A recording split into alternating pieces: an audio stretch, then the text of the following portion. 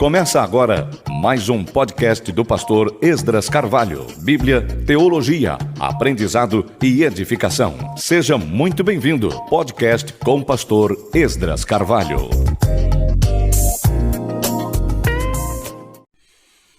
Olá, tudo bem? Estamos nós de novo com o nosso podcast. Que bom que você está aqui com a gente. E vamos juntos, toda semana, compartilhando a palavra de Deus. Estamos em nossa série no livro de Provérbios. Hoje o capítulo 4. Provérbios só para quem quer viver bem. E hoje vamos falar sobre pais inesquecíveis.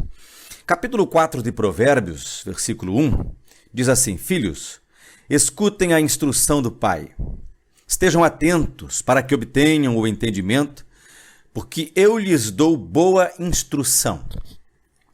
Não abandonem o meu ensino. Quando eu era menino, estou no versículo 3, em companhia de meu pai, uma criança inexperiente, mas única aos olhos de minha mãe, ele me ensinava e me dizia que o seu coração retenha as minhas palavras, guarde os meus mandamentos e você viverá. Agora deixa eu dar um salto para o versículo 10, que diz assim: Meu filho, escute e aceite as minhas palavras, e os anos de sua vida se multiplicarão. Olha o versículo 11. Eu ensinei a você o caminho da sabedoria e o fiz andar pelas veredas da retidão. Pais inesquecíveis. É sobre isso que eu quero falar com você hoje, especialmente a primeira sessão de 4 de Provérbios, Provérbios 4. Nós já falamos nos nossos capítulos, episódios anteriores, sobre o valor da educação dos pais.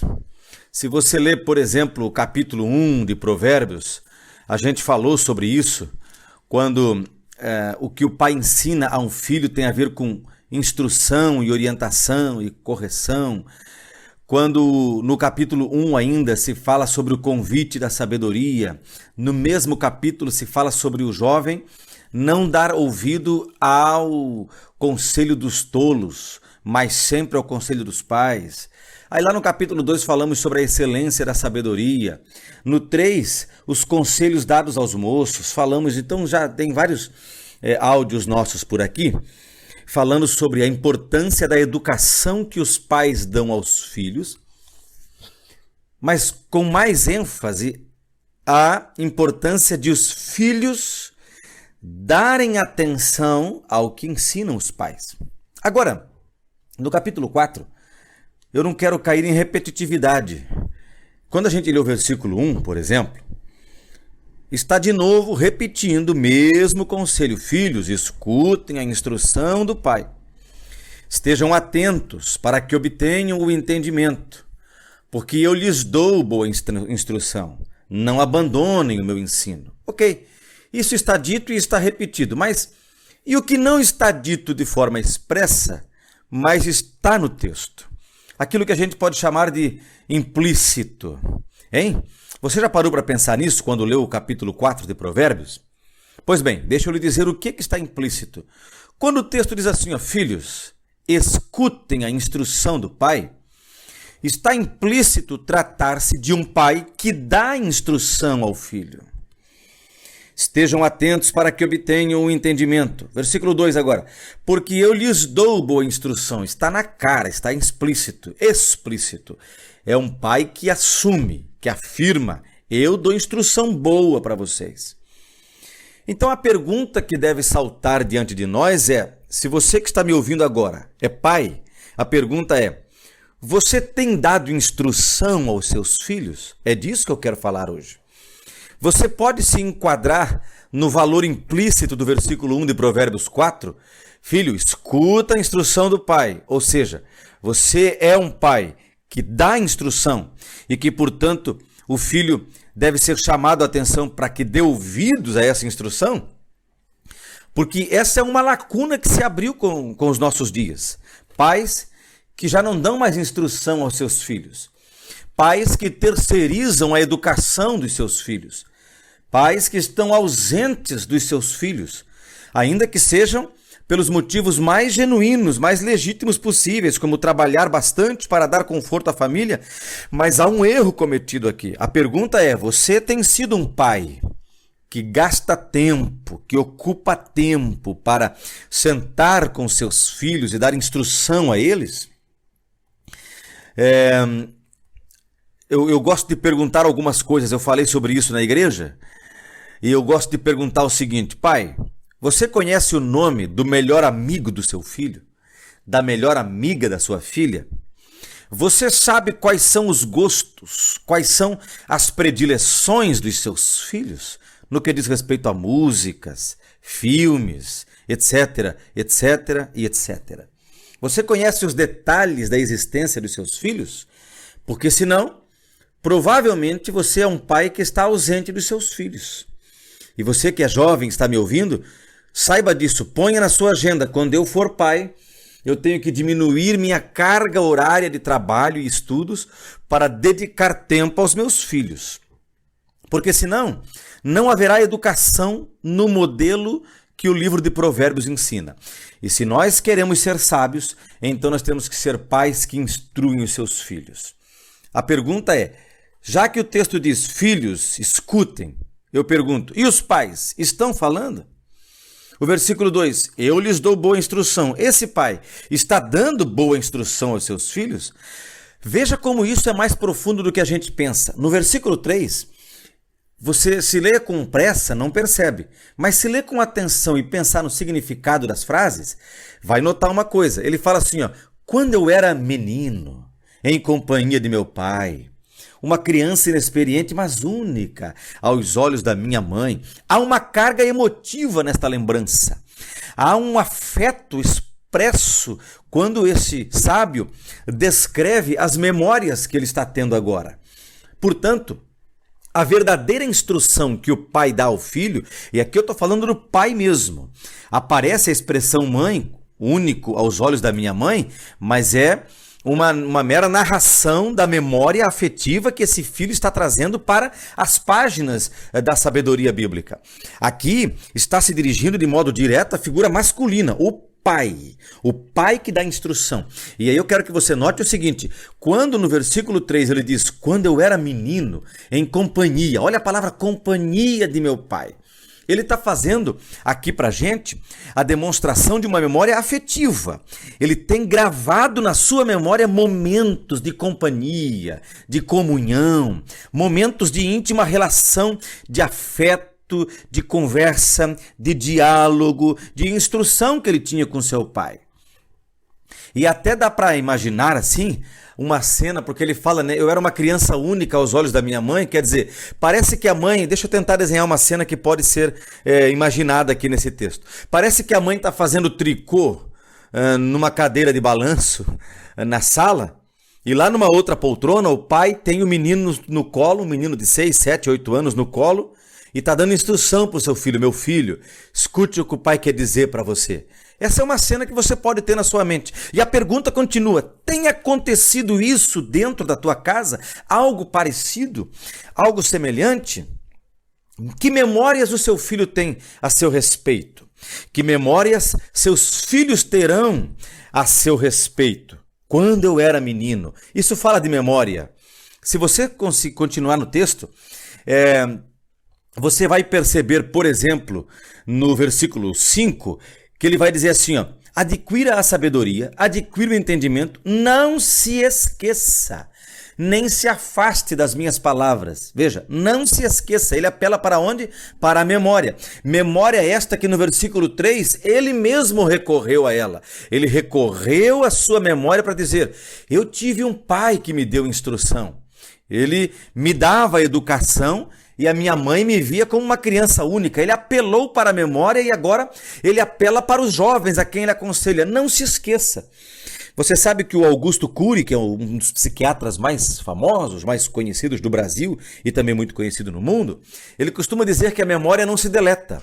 A memória é indeletável. Para ele, é quando você viaja por uma rodovia e por mais desatento que esteja, mas os seus olhos passam por uma árvore. Você nunca mais vai ter uma lembrança consciente, talvez, dessa árvore, mas ela está registrada na sua memória, porque ele diz que todas as experiências, flashes, visões, contatos e etc. que nós temos na vida, todas elas ficam para sempre guardadas num enorme HD que a nossa memória tem.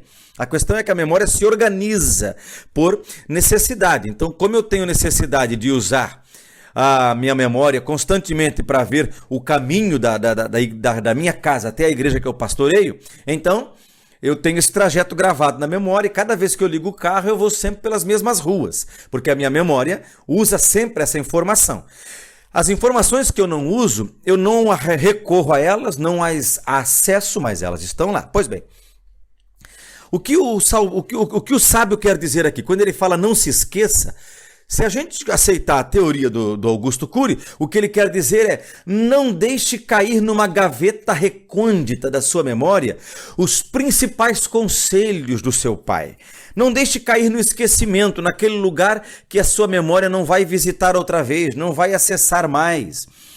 Memorize, guarde para sempre as palavras de instrução que seu pai deu. Mas eu estou chamando a nossa atenção aqui para o seguinte: eu, como pai, estou criando memórias no processo de educação dos meus filhos, porque isso nos ensina o seguinte. Pai, a pergunta: você tem dado instrução ao seu filho? Responda essa pergunta você mesmo. Agora uma outra: como é que é essa instrução? Porque se ela se dá somente naqueles momentos de ralhar com a criança, dar uma varadinha, uma cintadinha, ou então impor um castigo, talvez as únicas memórias que seus filhos tenham sejam aquelas memórias já da punição, já do castigo. Isso não é bom. Você tem gerado ambiente de educação, aquele ambiente gostoso, que você senta com seu filho e num clima de afeto, de carinho, você ensina, você dá instrução, tanto na maneira como você age, quanto nas palavras que você a ele dirige. Porque a nossa memória é o fator preponderante para a educação. Porque, afinal de contas, os nossos filhos vão crescer e vão chegar num estágio da vida que nós não vamos mais poder dar-lhes reprimendas ou aplicar-lhes castigo, punição e disciplina. E aí é que vem a história. Eles terão memórias, eles vão se lembrar com gozo, com prazer. Ah, quando meu pai me aconselhava, quando ele me ensinava. Eu tenho até hoje os ensinamentos. Eu, por exemplo, tenho muitos ensinamentos que meu pai me deu. Assentado à cama dele, ele se assentava com as suas costas apoiadas num travesseiro, no encosto, na cabeceira da cama, e nós fazíamos uma meia-lua. E ali o pai abria as escrituras e ensinava para nós a palavra de Deus. Você tem memórias assim? Você está criando memórias assim para os seus filhos? É muito importante que você, pai que me ouve, ou jovem que está esperando seu filhinho nascer, ou jovem que vai casar e vai ter filhos, saiba disso. É muito importante criar um ambiente educacional dentro da sua casa, a partir do qual se cultivem momentos, experiências e circunstâncias tão boas, tão agradáveis no processo de instrução e educação, que no futuro seus filhos venham a se lembrar desses momentos, e se lembrar com alegria, se lembrar com gozo, se lembrar com prazer. A figura do pai, o homem experiente, o adulto, criando ambiente satisfatório, prazeroso, gostoso para dar instrução aos filhos. É isso que eu quero deixar hoje como aprendizado em Provérbios no tema Pais Inesquecíveis. Sabe, eu vou ler para você um trecho de um livro de um rabino judeu que eu gosto de ler, que é o Harold Kushner. Ele escreve um livro com o título Saber Viver num Mundo Incerto. O capítulo 4 tem o seguinte título deste livro do Harold Kushner: De súbito está tudo diferente. É mais ou menos assim. O filho se casa, faz um festão de casamento e termina aquele momento da festa, vai para a noite de núpcias, termina a lua de mel e vem para casa. E de súbito está tudo diferente. Não tem mais o sofá onde o pai sentava com o filho para conversar. Agora é ele e sua jovem esposa. ou ela e seu jovem esposo, e os dois começando uma nova vida. Pois bem, essa é a figura que estamos trabalhando no livro de Provérbios. Em Provérbios, capítulo 4, nós estamos pensando na responsabilidade que eu tenho como pai do Jader e da Jennifer de criar ambientes gostosos e prazerosos onde eu dou conselhos, instruções, converso e na nossa conversa, na nossa interação, eles aprendem coisas para o resto da vida, eles vão levar essas coisas com eles. E lá no futuro, lá na frente, assim como eu hoje me lembro do que meu pai fazia e como ele nos ensinava, que meus filhos se lembrem daqueles ambientes e desses momentos que hoje eu construo com eles para que eles tenham memórias afetivas prazerosas e gostosas, da instrução que receberam do pai. Pois bem, da figura importante de um pai, o homem, a figura masculina, experiente, criando ambientes e dando instrução para os seus filhos, eu quero fazer uma associação agora com o capítulo 4 do livro do Harold Kushner. Esse capítulo 4 desse livro, que é o livro Saber Viver num Mundo Incerto, tem o seguinte título: De súbito está tudo diferente. Deixa eu ler para você um trecho, tá? Eu vou ler com calma, pausadamente, e você presta atenção, se concentre aí, tá bom? Diz assim, ó: nos anos 80, o preço do marfim alcançou valores tão elevados que elementos criminosos do Botsuana, país que alberga algumas das maiores manadas de elefantes da África, viram uma hipótese de enriquecer matando elefantes para lhes tirar as presas. Os seus alvos principais foram elefantes adultos, na sua máxima corpulência, cujas presas eram maiores. Quando as autoridades se decidiram a punir a caça furtiva e os governos de todo o mundo baniram o comércio de marfim, os elefantes adultos de muitas manadas tinham sido reduzidos a uns espantosos 10%, deixando comunidades de elefantes imaturos, sem liderança adulta que lhes pudesse ensinar os comportamentos mais adequados. Os doutores Mark e Delia, os pesquisadores que compartilharam essa pesquisa que está sendo agora dividida conosco a partir de Harold Kushner, eles disseram o seguinte, Harold Kushner escreve isso entre aspas: tal como acontece com os seres humanos, os elefantes adultos conservam uma certa noção de ordem e paz dentro das suas famílias, cujos elementos têm laços muito fortes entre si. No Luangna do Norte, contudo, 1/3 dos grupos familiares não tinham adultos com mais de 15 anos de idade, porque tinham sido todos mortos. Muitos grupos eram inteiramente constituídos por adolescentes inexperientes, indisciplinados e não supervisionados. Alguns totalmente compostos por fêmeas, outros por machos, vagueando a seu bel prazer numa versão elefantina adolescente, descontrolada.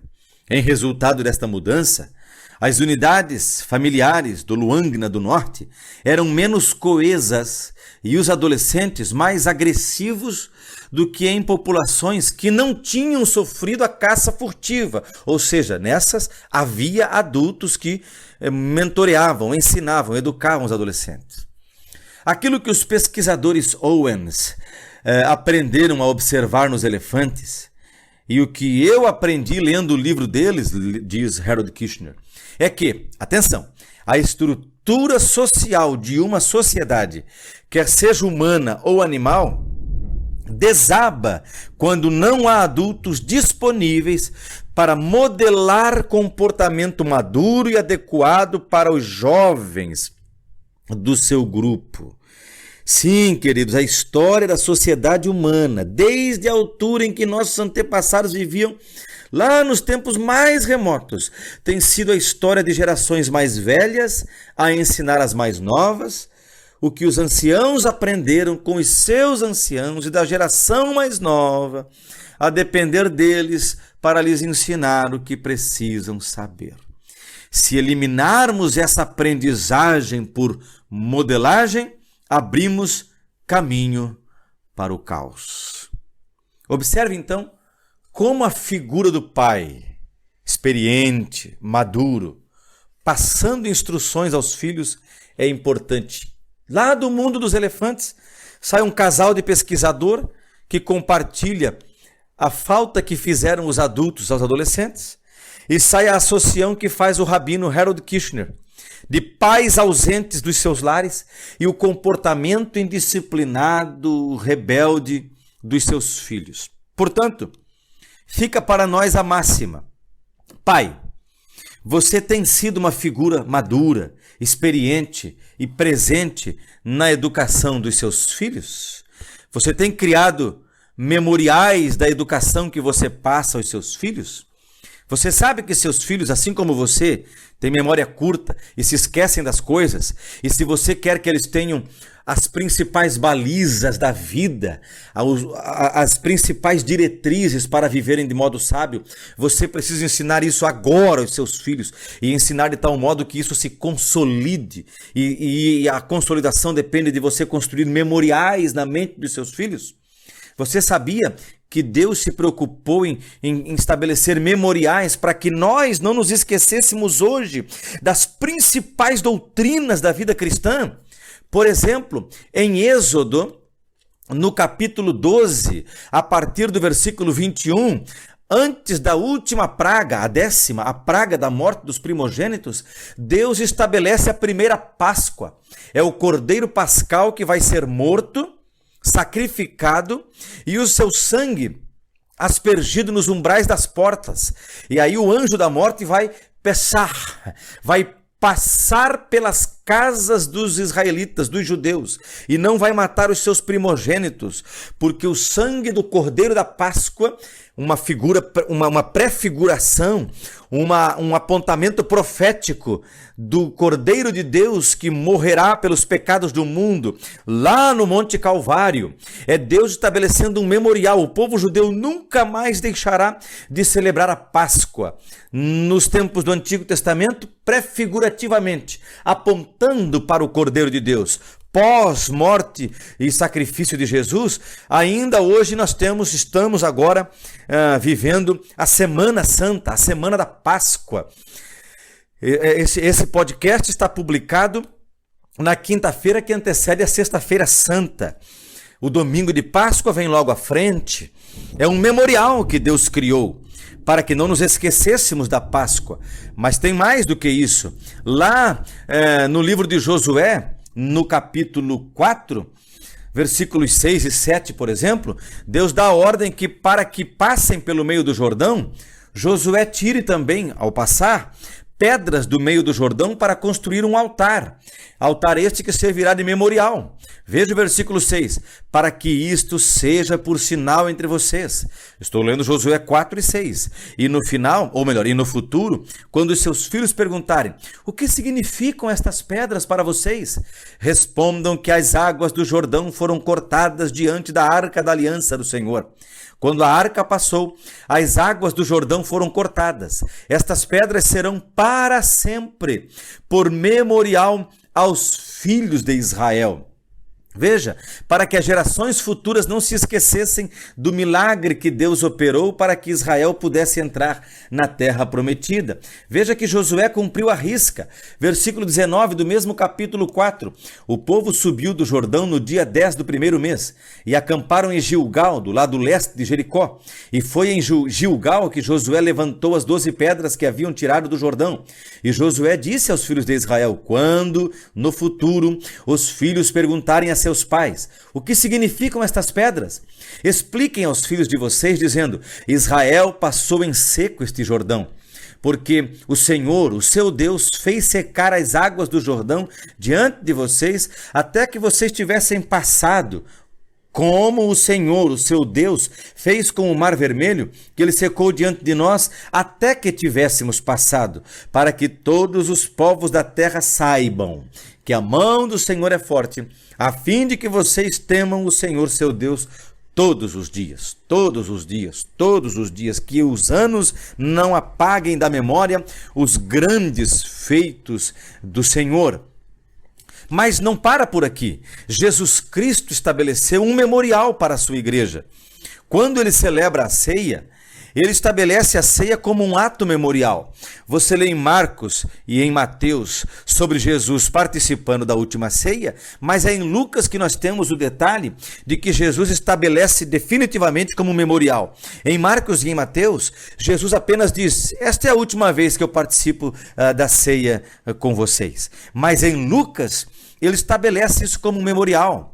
Lucas capítulo 22, versículo 14, chegada a hora, Jesus se pôs à mesa e os apóstolos estavam com ele. Então Jesus lhes disse: tenho desejado ansiosamente comer esta Páscoa com vocês antes do meu sofrimento, pois eu lhes disse que nunca mais a comerei, até que ela se cumpra no reino de Deus.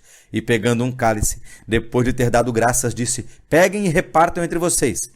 Pois eu digo a vocês que de agora em diante não mais beberei do fruto da videira, até que venha o reino de Deus.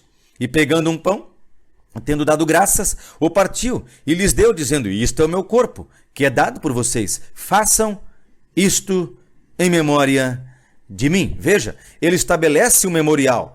É um ambiente criado para ensinar uma das principais doutrinas da fé cristã e para garantir que a partir deste memorial a sua igreja nunca mais se esqueça do seu sacrifício, o seu corpo moído e o seu sangue derramado. A ponto de em 1 Coríntios capítulo 11, Paulo fazer lembrar deste memorial e dizer a partir do versículo 23: porque eu recebi do Senhor o que também lhes entreguei, que o Senhor Jesus, na noite em que foi traído, pegou um pão e, tendo dado graças, o partiu e disse: isto é o meu corpo que é dado por vocês, façam isto em memória de mim. Veja, memorial. Do mesmo modo, depois da ceia, pegou também o cálice, dizendo: este cálice é a nova aliança no meu sangue. Façam isto todas as vezes que o beberem, em memória de mim, porque todas as vezes que comerem este pão e beberem do cálice, vocês anunciam a morte do Senhor até que ele venha. Então, ao longo da Bíblia, Deus se preocupou com a educação do seu povo. E educando o seu povo, Deus criou ambientes, criou cenários, criou momentos e experiências para que todos esses elementos que Deus criou, que o Senhor Jesus estabeleceu, ficassem gravados como memoriais na nossa liturgia, na nossa memória, na nossa doutrina, na nossa teologia. Pai que me ouve, crie memoriais na cabeça, na memória, na vida dos seus filhos. Se você quer viver bem, se você quer ser um pai sábio, então eduque seus filhos, instrua seus filhos, sente com eles, crie ambientes e bons momentos de prazer, de afeto, de carinho, e nesses momentos instrua, eduque, ensine, e seus filhos nunca mais se esquecerão desses momentos e, por consequência, desse aprendizado. Que Deus te abençoe. Até o nosso próximo encontro, em nome de Jesus e para a glória de Deus.